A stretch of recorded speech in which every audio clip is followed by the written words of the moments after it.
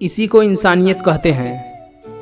एक डॉक्टर को जैसे ही एक अर्जेंट सर्जरी के बारे में फ़ोन करके बताया गया, वो जितना जल्दी वहां आ सकते थे आ गए। वो तुरंत ही कपड़े बदलकर ऑपरेशन थिएटर की ओर बढ़े। डॉक्टर को वहां उस लड़के के पिता दिखाई दिए जिसका इलाज होना था। पिता डॉक्टर को देखते ही भड़क उठे और चिल्लाने लगे, आखिर इतनी देर तक कहाँ थे आप? क्या आपको पता नहीं कि मेरे बच्चे की जिंदगी खतरे में है? क्या आपकी कोई जिम्मेदारी नहीं बनती? आपका कोई कर्तव्य है या नहीं?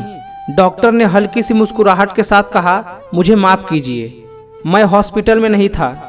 मुझे जैसे ही पता लगा, जितनी जल्दी हो सका मैं आ गया। अब आप शांत हो जाइए, गुस्से से कुछ नहीं होगा। ये सुनकर पिता का गुस्सा और चढ़ गया। भला अपने बेटे के इस नाजुक हालत में वो शांत कैसे रह सकते थे? उन्होंने कहा, ऐसे समय में दूसरों को संयम रखने को कहना बहुत आसान है। आपको क्या पता कि मेरे मन में क्या चल रहा है?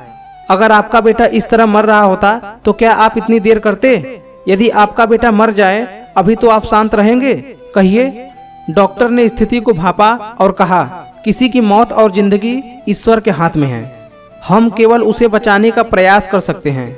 आप ईश्वर से प्रार्थना कीजिए और मैं अंदर जाकर ऑपरेशन करता हूँ। यह कहकर डॉक्टर अंदर चले गए। करीब 3 घंटों तक ऑपरेशन चला। लड़के के पिता भी धीरज के साथ बाहर बैठे रहे।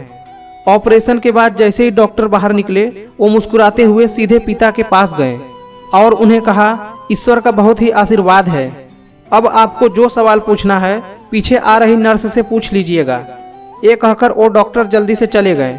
उनके बेटे की जान बच गई, इसके लिए वो बहुत खुश हुए। पर जैसे ही नर्स उनके पास आए, वो बोले, ये कैसे डॉक्टर हैं? इन्हें किस बात का गुरूर है? इनके पास हमारे लिए जरा भी समय नहीं है।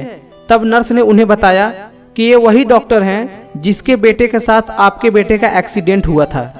उस दुर्घटना में इनके बेटे की मृत्यु हो गई है और हमने जब उन्हें फोन किया तो वो उसका क्रियाक्रम कर रहे थे और सब कुछ जानते हुए भी वो यहाँ आए और आपके बेटे का इलाज किया। यह सब सुनकर उस पिता के आंखों में आंसू आ गए।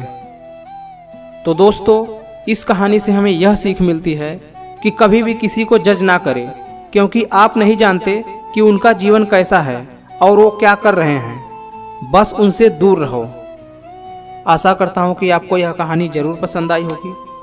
प्लीज़ लाइक और सब्सक्राइब जरूर करें। धन्यवाद।